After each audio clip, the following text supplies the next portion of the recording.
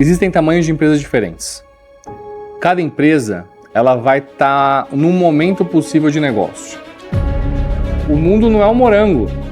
Você é responsável pelas ações que você toma. No começo, eu acreditava que todo cliente era bem-vindo. Quanto mais venda, melhor. Hoje penso exatamente o contrário. Mas será que em todas as empresas isso faz sentido? Será que em todas as empresas essa aplicação de conceito pode ser a melhor para o negócio?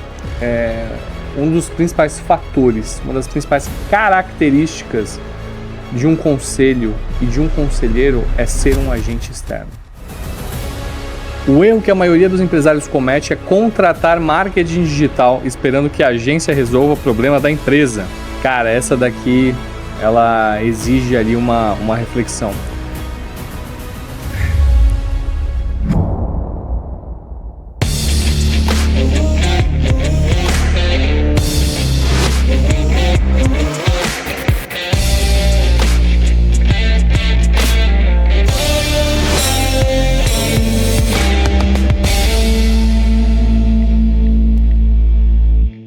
Olá pessoal, sejam muito bem-vindos para mais um podcast do O Conselheiro. Meu nome é Vitor Guantequeira, sou host e apresentador aqui do podcast e hoje teremos mais um daqueles podcasts intimistas, daqueles que estão dando bastante visualização.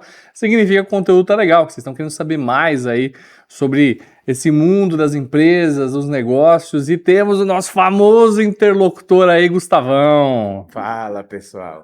O Gustavo daqui a pouco ele vai cobrar também pela participação aqui. E dessa vez a gente vai falar de negócio. A gente, obviamente, acaba levando e pincelando muito ali o mundo do conselho, né? Mas sabe o que a gente fez agora? Para quem está me acompanhando nas redes sociais, estão vendo que eu estou fazendo bastante react de muitos vídeos. E tem algumas afirmações que estão sendo um pouco mais polêmicas, né? Só que nesse modelo, por ser muito curto no Instagram, no Shorts, no TikTok, a gente não está tendo tempo de elaborar muito sobre o tema. Então a gente pegou ali, o Gustavo fez uma curadoria, ele transcreveu as principais afirmações ali que a gente viu que o pessoal compartilhou mais, curtiu mais, ou teve muito comentário, aí gente discordando veementemente do que estava sendo dito.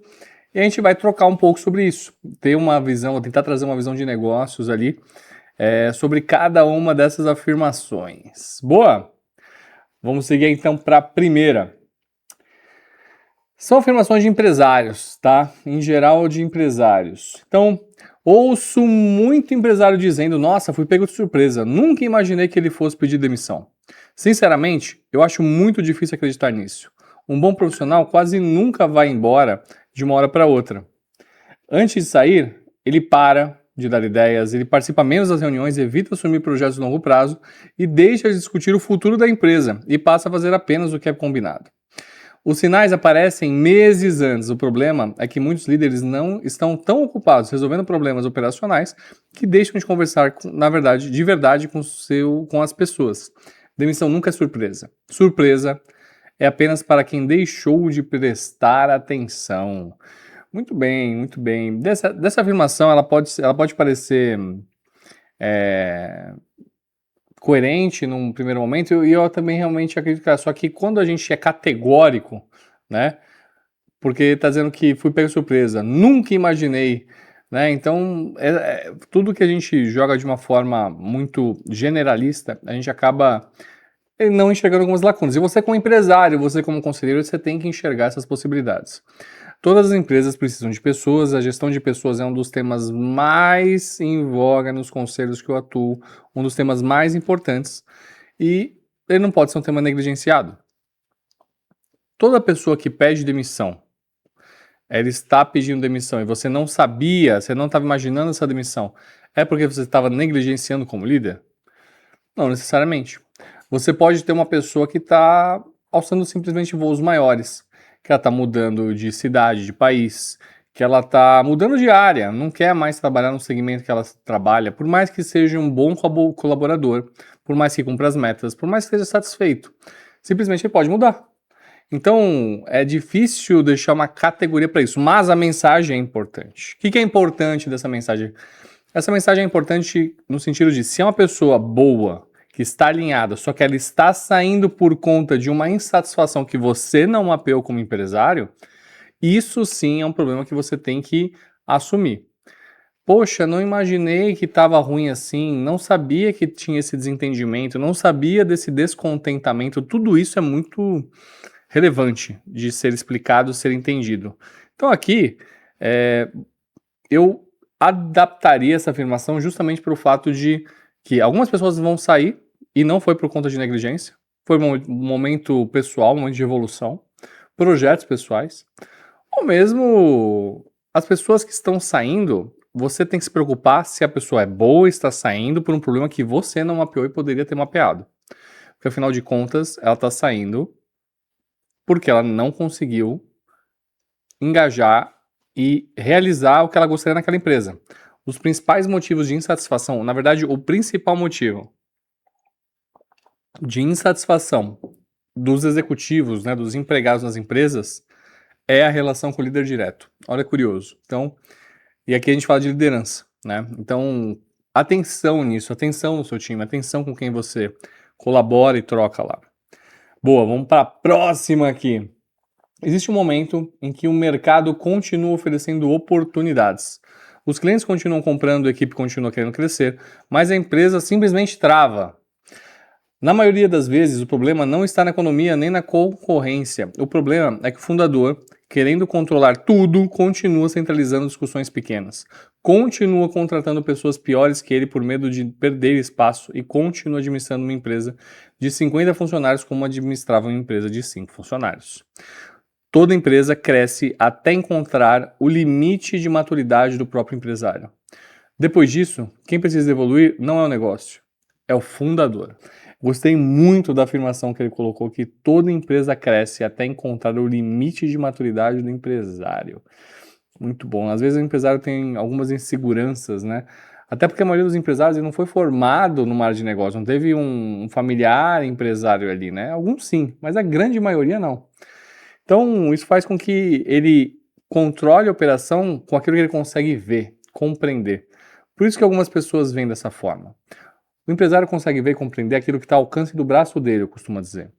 Então, se não está ao alcance do braço dele, se ele não consegue tocar essa decisão de forma direta, ele centraliza, ele vira gargalo.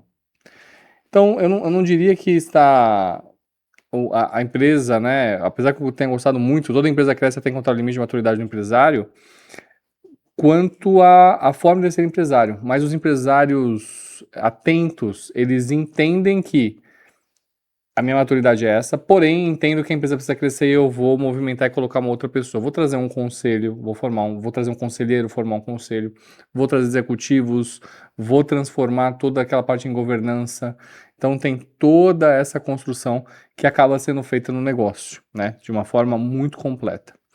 Então, mas vou anotar essa, cara. Gostei muito dessa.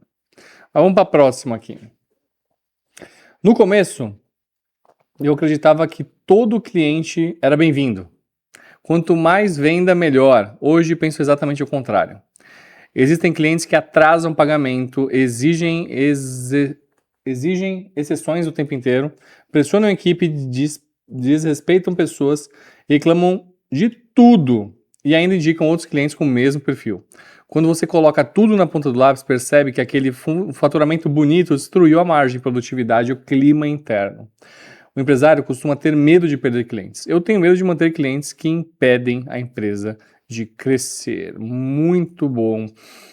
Só que, de novo, né, um empresário que vê isso, você considera que vê isso, você é empresário que vê isso, você tem que ter um certo cuidado nisso. Porque, de novo, a primeiro momento é uma afirmação que causa quase como uma sessão de eureka, né? Isso, não posso ter esses clientes aqui, preciso mandar esse pessoal embora. Mas será que em todas as empresas isso faz sentido? Será que em todas as empresas essa aplicação de conceito pode ser a melhor para o negócio? Vou dar dois extremos aqui. Se a sua empresa ela está num range médio, eu diria que isso sim é um problema para a sua empresa em geral, dependendo, obviamente, do serviço que ela presta. Mas por que eu digo isso? Vamos para commodity, 100% commodity. Vamos dar o exemplo de uma empresa de telefonia. Empresa de telefonia vai ter todo tipo de cliente. Porque, afinal de contas, ela presta um serviço extremamente comoditizado. Você acha que ela vai se preocupar ou se ela vai reverberar nela um cliente ruim? Pode até ser que sim, pode até ser que ele crie problemas, que ele demande custo administrativo, só que não tem como filtrar isso. Porque, afinal de contas, é uma commodity, todo mundo vai precisar daquilo. Só que eu coloco esse contraponto para o extremo high ticket também, para o mercado de alto luxo, como exceção. Se a gente vai para high ticket, e nesse high ticket existe o senso de criação de comunidade, aqui é o principal lugar que você tem que estar atento nessas pessoas tóxicas, ruins, que não direcionam o negócio, né, o clima interno, né, porque como elas estão conscientes, nesse exemplo, um senso de comunidade, essa pessoa faz parte do produto. Então, se você tem alguém ruim nisso, é problemático. Mas tem outro high ticket que dá certo. Qual seria ele? Seria o high ticket de, talvez, artigos de moda, de hiperluxo. Então, vamos supor que tem uma marca aí que venda bolsas caríssimas ali. 10, 15, 20, 30, 50 mil reais, 100 mil reais. Tem uma cliente ruim que vai demandar, faz sentido? Não faz, porque o tempo de contato com essa pessoa é muito pequeno, então não faz sentido você tirar essa pessoa, filtrar isso de alguma forma. Tanto que o mercado de luxo está indo cada vez mais para o tempo que você aguarda para ter acesso ao produto, o tempo de relação com a loja. Veja que não é uma avaliação de caráter e tudo mais. Obviamente a gente tem alguns exemplos diferentes. A gente vai olhar para a Ferrari. A Ferrari já faz um movimento diferente disso. Se você pegar uma Ferrari zero, por exemplo, e você nela fazer algumas coisas, por exemplo, personalizar esse carro, você não vai mais conseguir ter uma relação de longo prazo com a marca. Você provavelmente não vai conseguir mais comprar uma Ferrari zero. Então, nesses casos, por que isso acontece? Porque apesar de ser altíssimo ticket, é um mercado de comunidade. É um mercado muito pequeno, muito nichado. Então, os donos de Ferrari zero são um grupo muito seleto. E eles vão se trocar. Só que se existe alguém que deturpa o conceito por trás, existe essa preocupação. Então, concordo, em geral, com a ideia disso, mas você, empresário, você tem que ter noção qual mercado você está. Ou quais produtos você entrega para diferentes segmentos. Você pode ter um segmento, uma BU, que entrega um tipo de produto e ter um extremamente comoditizado para todo tipo. Ou você pode entregar um produto para algumas pessoas, só que quando você vai para high ticket, você entrega um produto mesmo físico que a pessoa vai comprar e vai embora, que ela siga com o produto. Então, contrapontos. Próxima. O erro que a maioria dos empresários comete é contratar marketing digital esperando que a agência resolva o problema da empresa. O problema não está no tráfego, está na falta de estratégia, processo comercial e gestão. Cara, essa daqui, ela exige ali uma reflexão.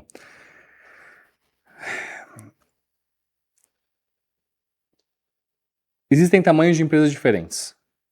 Cada empresa, ela vai estar num momento possível de negócio. Eu tenho consciência disso, eu trabalho com empresas em momentos diferentes. Então, vou dar um exemplo aqui, marketing. Marketing é um dos pilares centrais de qualquer negócio, da grande maioria dos negócios.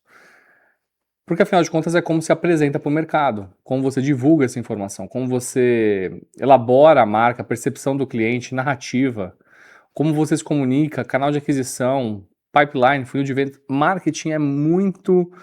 é o cerne de uma empresa. Você vai terceirizar algo que pode ser um pilar central e estrutural do seu negócio? Isso pode causar alguns problemas, né? Mas, de novo, pode ser que você escolha terceirizar isso, né? Por conta do momento, por conta de não ter ninguém capacitado na empresa, por tempo de não ter encontrado alguém ainda no mercado e estar no momento de contratar esse serviço.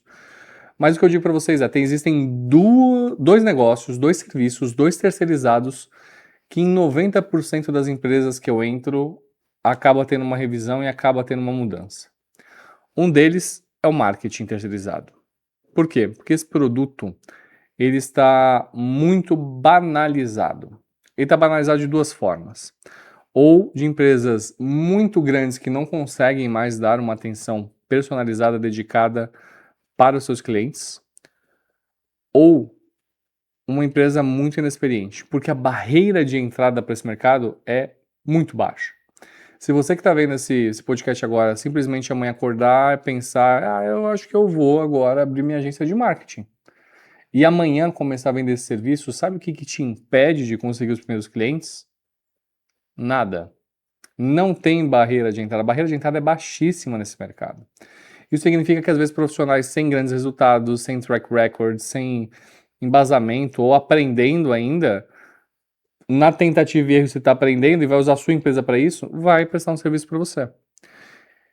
Então, é algo que, obviamente, existem empresas boas. Encontrei algumas empresas boas nessa minha trajetória, mas é algo que acaba sendo muito problemático por conta da barreira de entrada ou quando cresce por conta do nível de qualidade de entrega. Agora, qual é o segundo negócio? O segundo negócio é a contabilidade.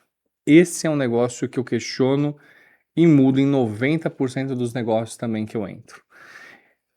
Mas por um motivo completamente diferente. A barreira de entrada não é baixa, a barreira de entrada é alta. Né? Afinal de contas, tem que ter um técnico, no mínimo um técnico de contabilidade, contador para poder fazer a venda desse serviço.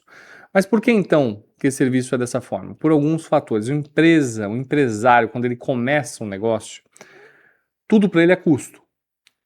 E ele conceber que ele vai ter que pagar um salário mínimo por uma contabilidade, emitir para ele as guias de pagamento, tudo é custo na veia. Ele não vê aquilo como uma prestação de serviço. E nesse primeiro momento é um custo para a empresa. Só que adivinha só, depois de um certo tempo, isso passa a ter uma relevância muito grande para a gestão do negócio. Só que o empresário tem essa dificuldade. Em muitas empresas, principalmente dependendo do patamar que eu assumo elas ainda estão com um serviço que cobra meio salário mínimo, um salário mínimo, e não vai ter uma condição de entregar um serviço estratégico voltado para o negócio. Então, é comum, por incrível que pareça, é comum encontrar empresas que faturam 5, 10, 15, 20 milhões de reais e pagam um valor muito baixo. Se tem a folha bem curtinha, poucos colaboradores, chega a pagar um salário mínimo. Eu já peguei empresas assim.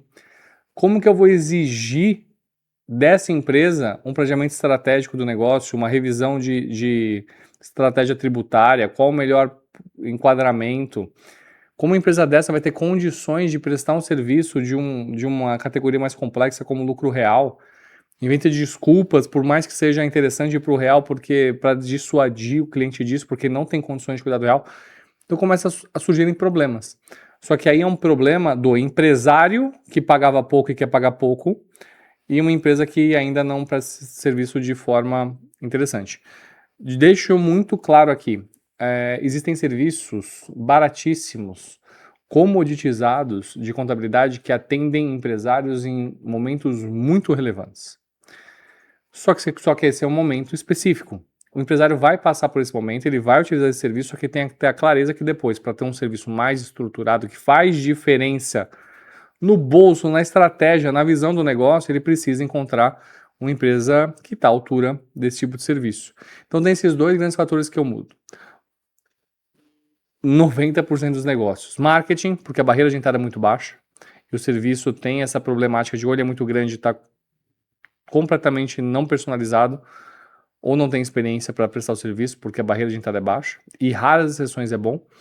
Ou contabilidade, por quê? Porque esmagou a ponto de o cara precisa sobreviver, ele prefere fechar 20 clientes a meio salário mínimo do que tentar cobrar um valor justo para assumir um cliente e tratar ele de forma coerente e ficar na mão de 1, 2, 3 clientes. Então, é uma dicotomia. Agora, se você na sua empresa tá no momento de encontrar esses negócios, tem um recado para você. E se você é empresário e precisa de uma contabilidade que caminha junto com você, caminhando na parte estratégica, você precisa conhecer a BCCO. A BCCO é a contabilidade que caminha junto com o empresário, trazendo para ele todos aqueles números de uma contabilidade que todo mundo não sabe para que usa, finalmente usando para estratégia. A BCCO é a única contabilidade que eu conheci que mandou embora 2 clientes porque eles não quiseram receber a BCCO para falar de estratégia. E se você está pensando, como assim receber? Contabilidade vai na empresa? você tem que repensar a contabilidade que está com você. Se a contabilidade que está com você manda para você a DARF no fim do mês e o imposto de renda uma vez por ano, tem muito dinheiro sendo deixado na mesa. E a pergunta que eu sempre faço é: qual foi a última vez que a sua contabilidade visitou a sua empresa? Entre em contato com a BCCO e você vai se surpreender com o serviço de qualidade deles. Próxima afirmação que temos aqui.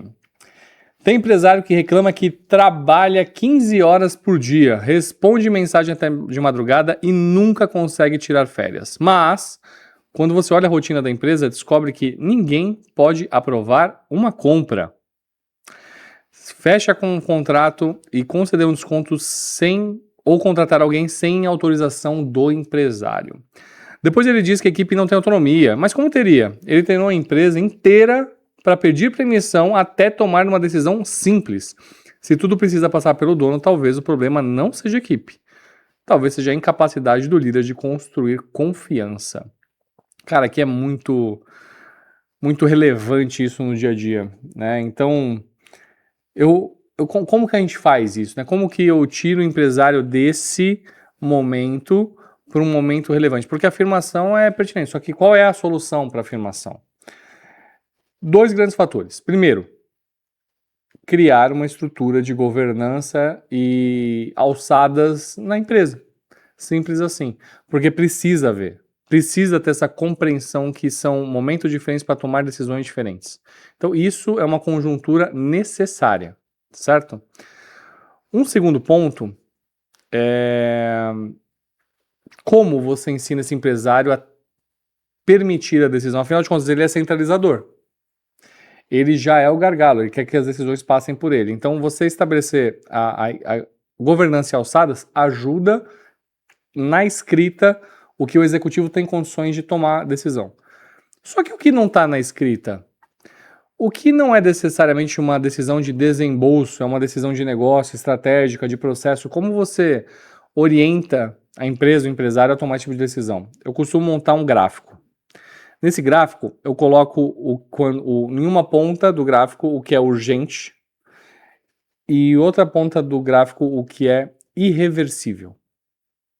Então, se a coisa é pouco urgente e pouco irreversível, ou seja, ela não é urgente e ela é completamente possível refazê-la, não tem por que você, empresário, você, líder, tomar essa decisão. Seu colaborador tem que ter condições de tomar essa decisão e você tem que incentivá-lo a isso.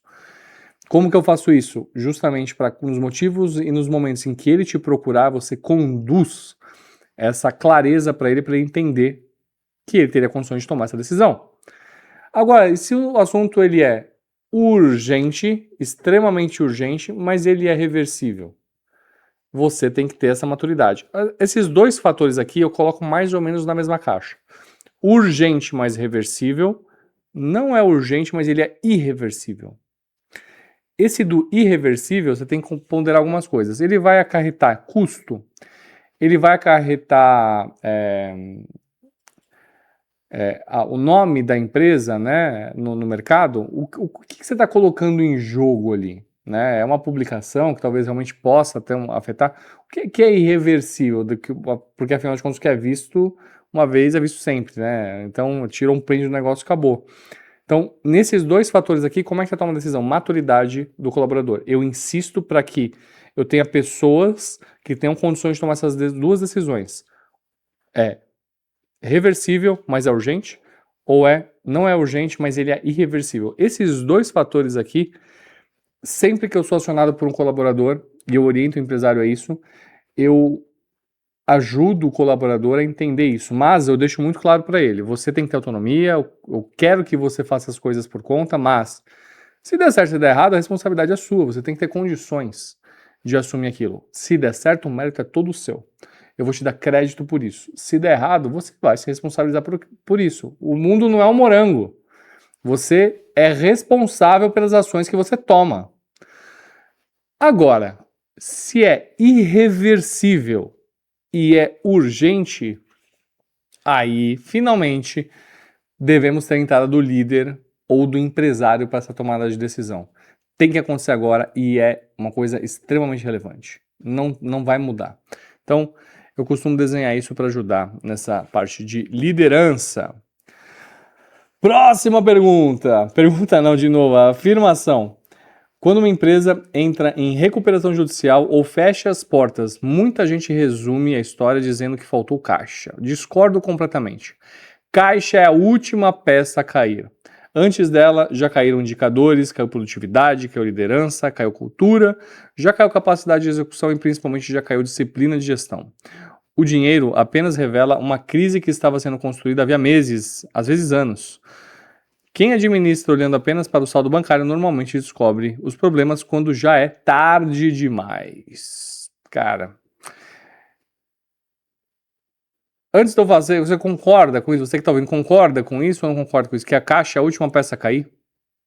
Antes disso caiu um monte de coisa? Eu concordo que quando caixa cai, acabou. Quando caixa cai, acabou. Mas pode ser que não seja a última peça a cair.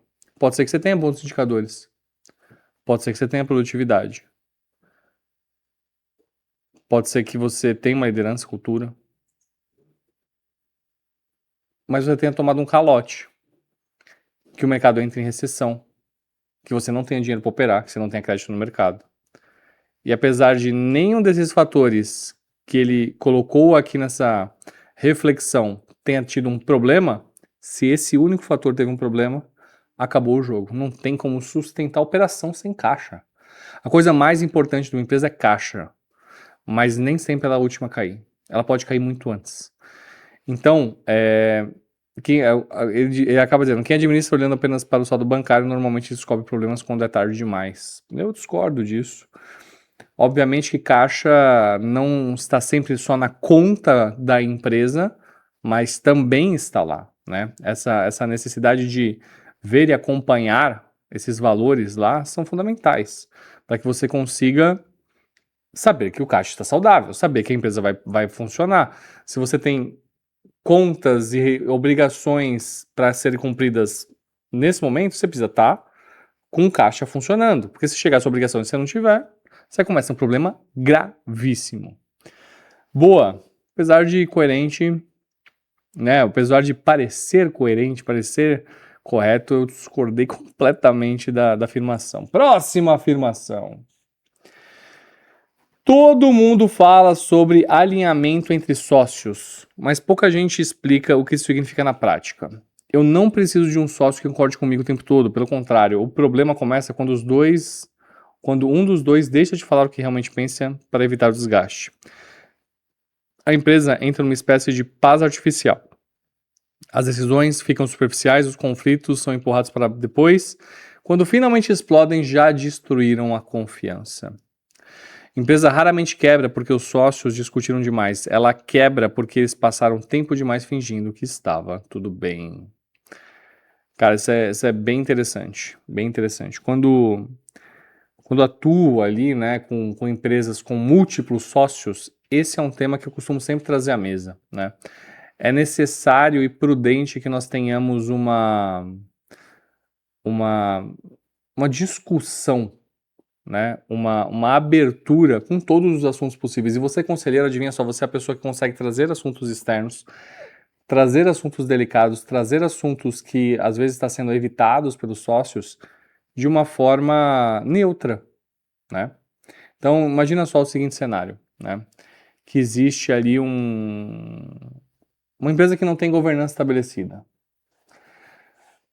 E é algo que eu acompanho e vejo diariamente nos negócios. Mas é uma empresa que, por exemplo, não tem governança estabelecida. Nesse momento, a empresa olha para o negócio e tá tudo bem.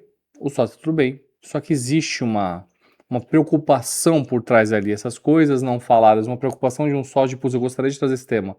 Só que às vezes ele tem receio de falar assim, pô, numa ausência de um de nós, né? Vamos supor que um deles não seja casado e o outro seja casado. E o que não é casado chega e fala na ausência de um de nós, ou seja, acometimento, doença, indisponibilidade, algum problema de viagem, alguma coisa que fique inacessível, ou mesmo que venha a óbito. Como vai ser controlada a empresa, né? Então é importante que a gente converse sobre isso para que fique sob controle de um dos sócios. Talvez o sócio casado deva ouvir. Opa, ele está dizendo que talvez a minha esposa não é confiável, já que ela seria a pessoa que iria conduzir parte desse negócio, iria estar presente com ele nisso. Será que ele duvida da minha esposa? Será que ele duvida de mim? Será que ele está querendo me dar um golpe? Será que ele está achando que vai acabar a sociedade? Se a gente falar, por exemplo, de outras diversas formas de negociação, né, de venda da empresa, quais são acordos entre sócios, qual é o estabelecimento do valuation. Se um dos sócios traz essa pergunta, isso passa a ser um problema, talvez na própria convivência. Um agente externo como um conselheiro é a pessoa que consegue conduzir e apoiar nesse negócio. E se você está ouvindo aqui o podcast Conselheiro, está cada vez mais interessado nesse mundo aí do conselho, né, e finalmente quer se tornar conselheiro, sair daqueles cursos acadêmicos que são muito bons, são muito pertinentes, mas são acadêmicos, entrar na prática, você já tem um conhecimento interessante, tem bons resultados como executivo, é um empresário que tem interesse em se tornar conselheiro de empresa, a Advisor Club é a formação que você estava aguardando até agora, chegou. A Advisor Club é a formação que caminha com você até você conseguir encontrar as empresas para ser conselheiro. Na Advisor Club, a gente conseguiu fazer trajetórias incríveis, com gente batendo recorde atrás de recorde. Tivemos mentorados que com 45 dias conseguiram os primeiros conselhos. Tivemos mentorados recordes com 26 dias conseguindo os primeiros conselhos, tendo ROI de toda essa formação de uma forma muito rápida, dinâmica e prática. A diferença do Advisor Club é que a gente fala como você deve se apresentar como conselheiro de empresa num modelo exclusivo nosso, desenhado para capital fechado. No modelo que a gente desenhou, voltado para a dor do empresário, a real dor do empresário, que muitas pessoas acabam evitando. Só que quando você entende esse jogo, você descobre o que eu descobri. Eu parti do zero, em 2025 eu assumi a minha primeira empresa, e hoje, 18 meses depois, 25 negócios já passaram para a minha gestão e mais de 3,5 bilhões de reais geridos nesse período. Então, se você quer realmente trabalhar com alguém que veio do zero e conseguiu tracionar uma carreira ali bem estruturada nisso na prática com as empresas, a Advisor Club é a formação que você estava aguardando. Próxima afirmação. Existe um tipo de crescimento que engana. A empresa vende mais, contrata mais gente, muda de escritório maior, compra equipamentos novos e todo mundo acredita que o negócio finalmente encontrou um caminho certo. Só que ninguém está olhando para a margem, geração de caixa, produtividade ou rentabilidade por cliente. Enquanto o mercado está aquecido, parece que tudo funciona. Quando o cenário muda, descobre-se que aquele crescimento escondia desperdícios, decisões ruins e uma gestão extremamente frágil. O faturamento alto tem um poder perigoso. Ele mascara incompetências durante muito tempo. Muito bom. O que eu consigo trazer para cá, para você empresário, para você gestor, para você executivo, para você conselheiro? Eu concordo com a afirmação, né, do faturamento alto, da margem alta e tudo mais, mas tem uma coisa que eu descobri e aprendi, na verdade não é uma descoberta minha, mas é algo que por mais óbvio que seja, o óbvio precisa ser dito. Eu vivi isso algumas vezes. Em todos os livros de conhecimento de negócios, você vai entender e ler sobre isso, o mercado ele é cíclico.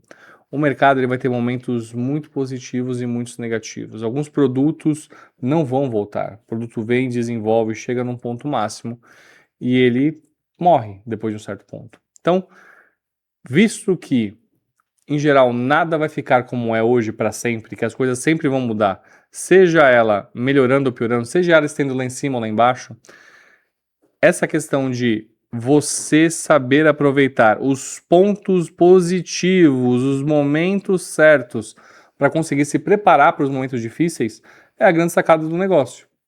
Então, assim, estar atuando numa empresa quando está tudo bem é o momento de você estar se preparando para um momento difícil. Não deixe para descobrir isso tarde demais. Porque quando chegar num momento difícil, que era para você consumir aquela gordura que foi difícil de você ter essa oportunidade num momento bom e você não aproveitou esse momento, teve um crescimento vertiginoso, adivinha só, você vai ter um problema muito grande quanto isso. Então, assim, aproveite os momentos bons. Obrigado. Aproveite os momentos bons para que eles sempre atuem da melhor forma possível. Próxima afirmação e última afirmação já. Eu vejo muitas empresas querendo montar um conselho porque acham que isso vai trazer network, credibilidade e acesso a investidores. Tudo isso pode acontecer, mas para mim, esse nunca foi o principal valor de um conselho. O maior valor é criar um ambiente onde alguém tenha liberdade para fazer as perguntas que ninguém da empresa tem coragem de fazer. Porque estamos insistindo nesse projeto? Por que o diretor continua aqui? Por que esse indicador piorou? E ninguém falou sobre isso. O conselho não existe para elogiar o empresário. Para elogiar o empresário quando ele acerta. Ele existe para evitar que bons empresários cometam erros caros por falta do contraditório. Cara, muito bom. E por acaso eu falei um pouco disso na outra afirmação, né? Essa é uma das principais funções e figuras do conselheiro hoje. O conselheiro, ele não só tem a responsabilidade de estar antenado com as principais práticas do mercado, estar frequentando bons ambientes, ter uma formação adequada de conselho, entender qual é a real, verdadeira dor do empresário, como você supre isso, como você apresenta isso, mas um dos principais fatores, uma das principais características de um conselho e de um conselheiro é ser um agente externo. Eu sou um conselheiro. Eu hoje acumulo ali, desses 3,5 bi, quase 3 mil colaboradores em todas as minhas estruturas, em mais de 25 segmentos. Então posso dizer que eu sei o que eu estou fazendo. Mas na minha empresa, aqui na VH Company, eu tenho um conselho. Eu preciso disso aqui. Muitas vezes, pelo fato de simplesmente ser um agente externo que vai me tirar dessa visão míope que eu acabo tendo de estar dentro do meu negócio e me direcionar para isso. Então não é uma questão de cobrir um gap apenas. Muitas vezes pode ser. Mas principalmente de você ter alguém que caminha junto com você, que entende seus problemas, que toma o risco junto com você, mas que te tira da operação para você olhar pelo menos algumas vezes por ano de uma forma estratégica para o negócio. O Flávio Augusto, numa das interações que a gente teve, ele falou um pouco de conselho. E esse foi um ponto que ele trouxe, né? Que perguntaram sobre os conselheiros dele e tudo mais, né? E por quê? Qual o motivo dos conselheiros dele? Ele trouxe a resposta justamente mais óbvia, dizendo, cara, eu tenho muitos conselheiros técnicos, porque eu preciso de alguns conhecimentos, né, que eu não tenho e eu confio nessas pessoas suficientemente para direcionar esses temas a elas. Mas, e aí ele coloca, é importantíssimo que eu tenha esses conselheiros porque eles vão me dar uma visão de fora do negócio. Necessariamente, na minha visão, de fora, você está puxando o empresário para conseguir visualizar o negócio de uma forma que ele seria incapaz sozinho e que ele seria incapaz com um consultor, que ele seria incapaz com um colega. Ele precisa de um conselheiro no modelo certo para conseguir dar essa visão para ele. Então, eu entendo o que foi dito aqui, de fazer as perguntas certas e acontece, né? De por que esse diretor está aqui, por que o negócio está assim, mas eu diria mais do que isso. Porque essas perguntas certas vão acontecer, elas vão doer, muitas vezes não vão ser corrigidas no primeiro mês, não vão ser corrigidas no segundo mês.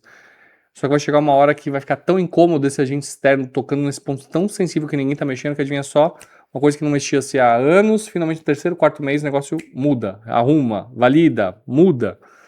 Então isso é um dos papéis cruciais aí do conselheiro. E ele vai ficar sempre questionando o status quo da coisa e dando a direção correta para tudo aquilo que ele precisa.